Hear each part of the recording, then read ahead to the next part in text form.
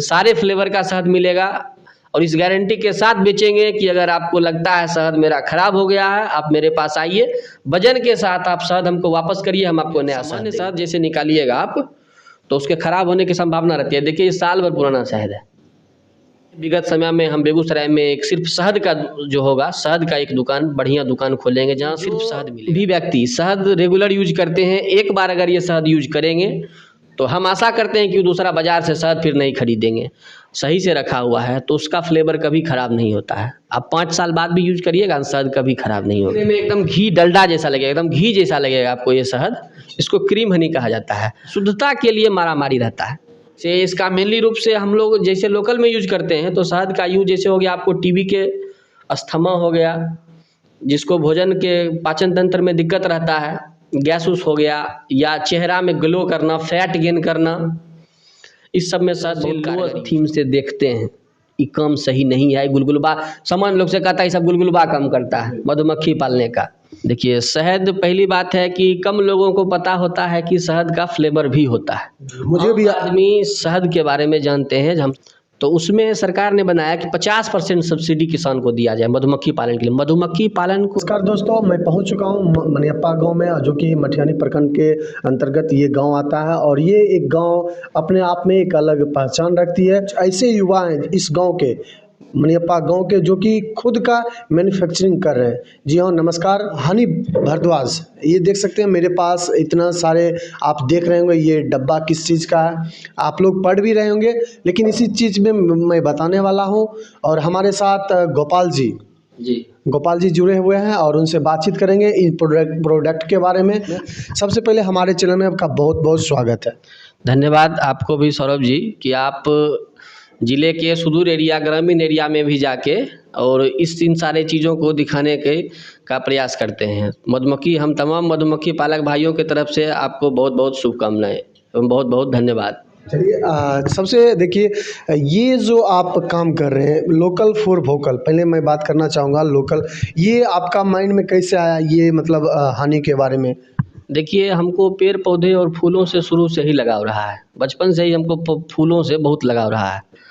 और दूसरी बात है कि हमारे एक भाई हैं, रोहित जी उनका नाम है, उनका साहेबपुर कमाल अच्छा गांव घर है, वो इसके बहुत अच्छे पालक हैं। उनके वो देख के हम प्रभावित हुए हैं। उनके पास लगभग हमको लगता है 10,000 बक्सा मधुमक्खी बॉक्स, 10,000 मधुमक्खी बॉक्स होगा। और उनके मेहनत और उनके मेहनत से हुए सफलता को देखकर हम काफ़ी प्रभावित हुए और वही हमको मोटिवेट भी किए कि हमको भैया बोलते हैं, प्रेम से बोलते हैं भैया आप भी यही काम करिए और इसका स्कोप बहुत ज़्यादा है। अभी कम निवेश में और अधिक कमाई वाला सबसे बढ़िया बिजनेस जो कि सालों भर रहता है। अच्छा ये बताइए, ये जो हानि है, ये शहद इसको हम लोग बोलते हैं, मतलब ये कितने फ्लेवर में आता है? देखिए शहद, पहली बात है कि कम लोगों को पता होता है कि शहद का फ्लेवर भी होता है। मुझे भी आदमी शहद के बारे में जानते हैं, हम शहद यूज कर रहे हैं। शहद के फ्लेवर का मतलब ये है कि मधुमक्खी जिस चीज़ का परागन लाएगी, जिस भी फूल का परागन लाएगी, उसी का शहद वो तैयार करेगी। जैसे सरसों का समय होगा तो सरसों का परागन लाएगी तो सरसों का शहद निकलेगा। सामान्य रूप से देखिए जैसे ये सरसों का शहद है, एकदम वाइट रहेगा, इसको क्रीम हनी भी कहा जाता है। देखने में एकदम घी डलडा जैसा लगेगा, एकदम घी जैसा लगेगा आपको ये शहद, इसको क्रीम हनी कहा जाता है। हमारे इधर तो इसका कम रेट रहता है, बाहर में विदेश में इसका रेट कम से कम 1,000-1,200 रुपये केजी बिकता है ये सरसों का शुद्ध शहद। तो यहाँ का भी रेट क्या होगा? यहाँ हम लोग जैसे इसको निकालते हैं, हमारा मार्केट वैल्यू 380 रुपया केजी हम लोग इसका रखे हुए हैं। जैसे ये 500 केजी का है पैक तो इसका 195 है, 250 ग्राम का है तो इसको 110 है। जो आप फ्लेवर कह रहे हैं, जैसे कि ये आपने कहा सरसों का, और ये जैसे ये फ्लेवर जो बनता है, मतलब मौसम के हिसाब से बनता है या? मौसम के हिसाब से नहीं बनता है, फसल के हिसाब से फ्लेवर बनता है। जिस समय में, जिस फसल के समय में जहाँ भी हम अपना मधुमक्खी बॉक्स रखते हैं, हमारी मक्खी वहीं से परागन लाती है और उसी चीज़ का शहद तैयार करती है। जैसे अभी तत्काल सरसों का समय था तो सरसों का शहद निकला है, सरसों, और अब लीची का सीज़न आ गया है तो सरसों और लीची के बीच का सीज़न भी होता है, जहाँ धनिया होता है ज़्यादा तो धनिया का भी निकलता है, मसाला का भी शहद निकलता है। जैसे जामुन का समय था, देखिए ये जामुन का शहद है, जामुन का शहद है, लीची का शहद है, लीची का पुराना वाला शहद है, पिछले साल वाला शहद है, जो कि शहद कभी ख़राब नहीं होता है। आप देख सकते हैं इसको खोल के, सामान्य शहद जैसे निकालिएगा आप तो उसके ख़राब होने की संभावना रहती है। देखिए ये साल भर पुराना शहद है, न्यू जैसा लगे। जी ये एकदम फ्रेश लगेगा देखने में। ये बताइए सर, ये जो हनी का है ये मतलब सामान्य रूप से कितने मतलब का होता है? शहद जो होता है ना इसका लाइफ जो कि शहद कभी ख़राब नहीं होता है। जैसे शहद अगर ख़राब होता है तो उसके पीछे का कारण ये है कि जैसे आप शहद लिए और किसी सही जगह पे नहीं रखे, जैसे आप प्लास्टिक के जार में रख दीजिएगा तो साल भर के बाद आप अगर वो शहद निकालिएगा तो उसका फ्लेवर ऑटोमेटिक ख़राब हो जाएगा। हाँ, मेनली शहद जो होता है ना सब कांच के बोतल में रखना चाहिए। अगर कांच के बोतल में रखते हैं, सही से रखा हुआ है तो उसका फ्लेवर कभी ख़राब नहीं होता है। आप 5 साल बाद भी यूज करिएगा शहद कभी ख़राब नहीं होगा। हम जो पैकिंग लिए हैं सो हम सारा का सारा पैकिंग कांच के बोतल में ही देते हैं। कांच का बोतल। कॉस्टिंग इसका ज़्यादा पड़ता है लेकिन इसके शुद्धता की गारंटी रहती है, इसका लाइफ रहता है। और हम जो शहद का कोई मिलावट नहीं है, ना किसी रसायन का मिलावट है, इसमें फ्लेवर मिलाने का कोई ज़रूरत नहीं है। सामान्य आदमी बाजार का शहद खाते हैं, पैक्ड आता है, उसके तैयार होने का प्रोसेस किसी को पता नहीं है कि कैसे तैयार हुआ है। जो मिलता है लोग जपते हैं, हमको डाबर का लेना है, हमको पतंजलि का लेना है।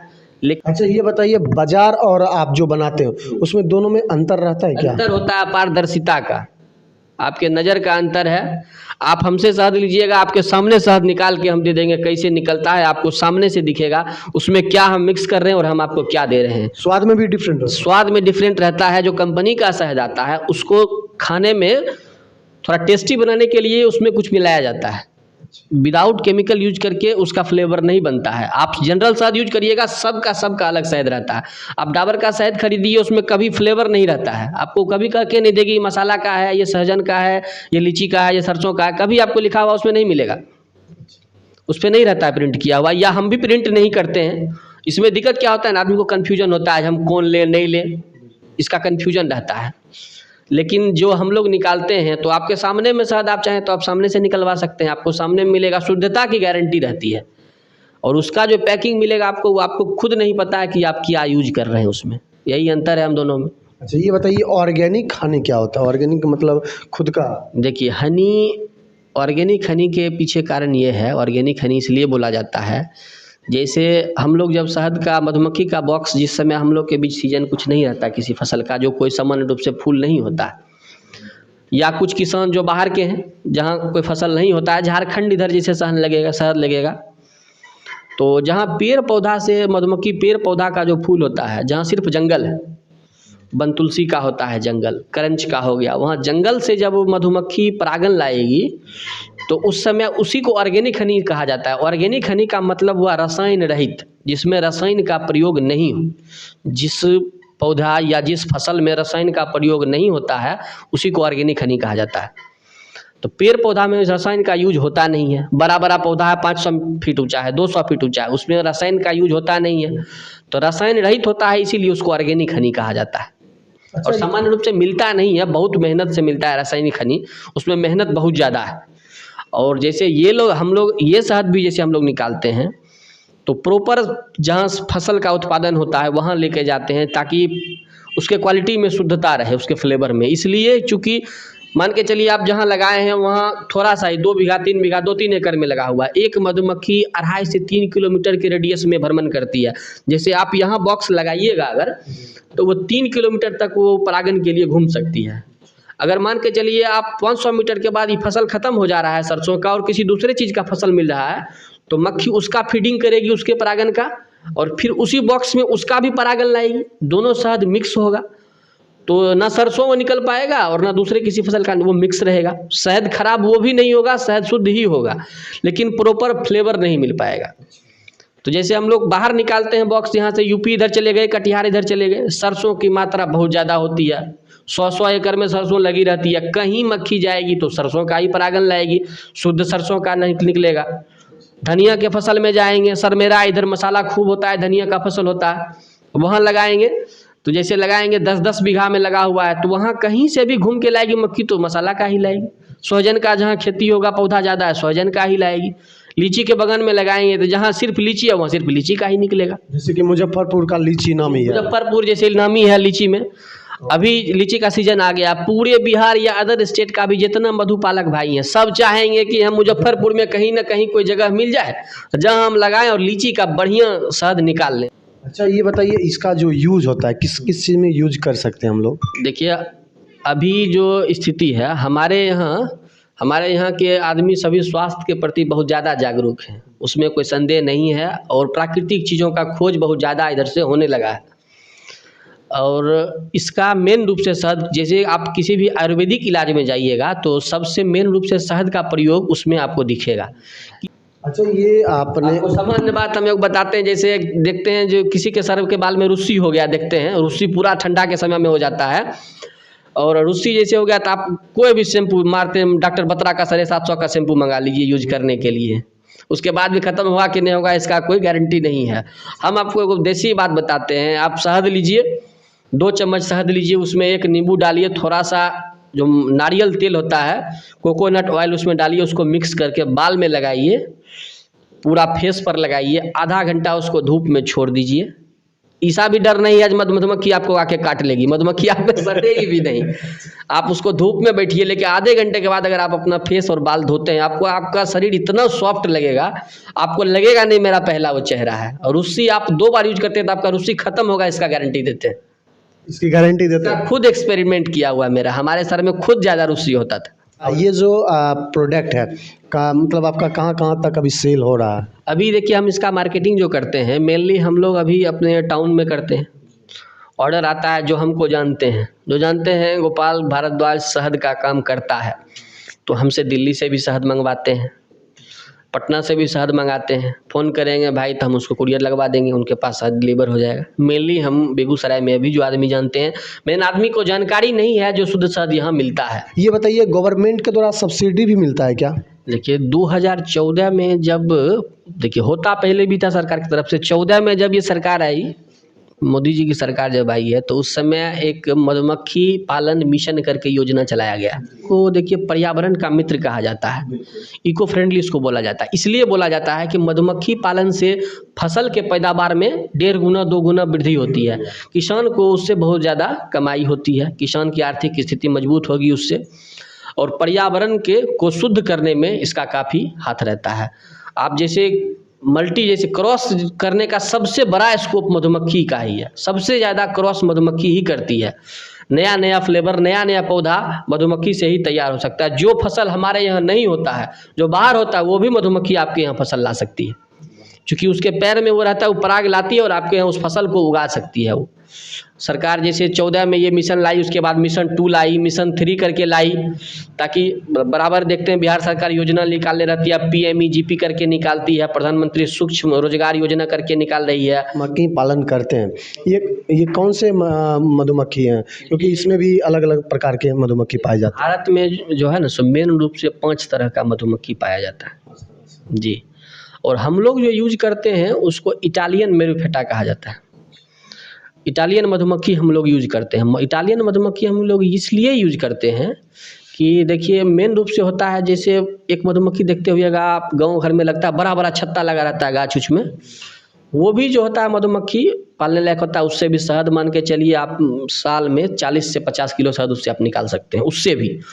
उससे इसलिए नहीं निकाला जाता है कि वो डंक होता है, उसमें बहुत ज़्यादा जहरीला होती है उस मक्खी में, उसको पालना आसान नहीं है, वो बहुत जहरीला होता है, बहुत डंक होता है उसमें, वो आपको काट लेगी तो आपका बुखार उतार देगी, इसलिए उससे, और वो मेनली पहाड़ी एरिया में होती है। सबसे ज़्यादा शहद इटालियन मधुमक्खी से ही निकलता है, जो कि हम सभी मधुमक्खी पालक भाई वही पालते हैं। वो बॉक्स अगर कोई लगाना चाहेगा, कोई बिजनेस ही करना चाहेगा, कोई किसान हो, कोई युवा हो, तो क्या मतलब इसकी क्या मतलब रेट पड़ता है, कैसे कर पाएगा? एक बॉक्स का मेनली रूप से कॉस्टिंग 3500 रुपया के करीब पड़ता है, जिसमें कि आपको बॉक्स मिलता है, मधुमक्खी, रानी मधुमक्खी हो गई, नर मादा, पूरा सेट मक्खी मिलता है। और उसको लेके जाके 3500 रुपया में आपको जैसे एक बॉक्स मिला, उसको आप ले जाके किसी फसल के बीच रखिए और उसका पालन करिए, आप उससे शहद निकाल सकते हैं। और सामान्य रूप से जब सरकार सब्सिडी दे ही रही है तो सबसे बढ़िया है सब्सिडी सरकार से लोन का अप्लाई किया जाए, बैंक से, उद्योग विभाग से सहायता लिया जाए, हॉर्टिकल्चर डिपार्टमेंट से सहायता लिया जाए और लोन करवा के काम किया जाए। 50% सब्सिडी है ही, और शुरू में जैसे मधुमक्खी पालन करने से पहले किसी को भी सबसे पहले उसका प्रशिक्षण लेना बहुत ज़रूरी होता है। अगर आप प्रशिक्षित नहीं रहिएगा, आपको अगर उसका ज्ञान नहीं रहेगा तो आपका मक्खी आपको बहुत नुकसान देगी। नुकसान क्या देगी? मक्खी आपकी मर जाएगी। मक्खी ज़्यादा देर भूखा नहीं रह सकती है। संदेश दीजिए जो कि अगर लेना चाहेगा, क्या कहना चाहेंगे हमारे जिला वासियों, बिहार वासियों के लिए अपने तरफ से?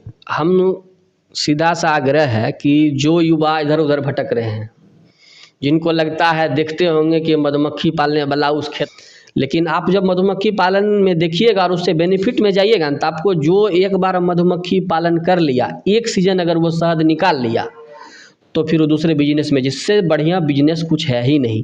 और दूसरी बात, हम आप शहद का ऐसा किसान देखें, हमारे हम जो भैया के बारे में बोले, रोहित भैया के बारे में, वो शहद पालते थे, वो 20 बक्सा से वो अपना काम शुरू किया। महादेव की कृपा से उनमें ऐसा है जो लगभग 20,000 मधुमक्खी का बॉक्स उनके अंदर है। 20,000 20 से शुरू की और 20 से और 20,000 मधुमक्खी बॉक्स के मालिक हैं। उनके पास कम से कम 800,000 लेबर काम करता है। अगर उनको पूछिएगा आज आप शहद किनको बेचते हैं, किन से सीखे हैं और किन से बॉक्स लिए हैं, जो कौन आपको गाइड करते हैं, तो एकमात्र नाम लेगा आपको RK मधु वाले रोहित भैया। पहले तो काम कर रहे हैं तो आपको फूड लाइसेंस की सख्त ज़रूरत है। फूड लाइसेंस नहीं रहेगा तो आप उसको पैक नहीं कर सकते हैं। आप अगर पैक करते हैं तो इलीगल है। आपको FSSAI मस्ट है। दूसरा है इंपोर्ट एक्सपोर्ट का लाइसेंस आपके पास होना चाहिए कि आप कहीं बेच सकते हैं, खरीद सकते हैं, इसका भी लाइसेंस आपको होना बहुत ज़रूरी है। आजकल चला हुआ आपको किसी भी कंपनी का वेरिफिकेशन लेना है, जो बताए जो आपके कंपनी बढ़िया कंपनी है, टेस्टिंग करवाइए कहीं से, तो उसके लिए आप ISO सर्टिफिकेशन ले सकते हैं। सबसे बढ़िया आता है 9001 का, उसका सर्टिफिकेशन कंपनी से करवाइए अपने प्रोडक्ट को भेज के।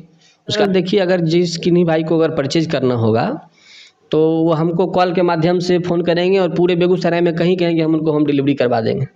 पूरे बेगूसराय में आप डिलीवरी करें? बेगूसराय में उनको होम डिलीवरी करा देंगे। हो सकता है होम डिलीवरी जैसे मान के चलिए अगर 7-8 किलोमीटर के रेडियस में रहेगा तो बस प्राइस जो है उसी प्राइस में डिलीवरी करवा देंगे। अगर 8 किलोमीटर से रेडियस से ज़्यादा जाता है तो उनको डिलीवरी चार्ज, मतलब नगण्य डिलीवरी चार्ज लगेगा।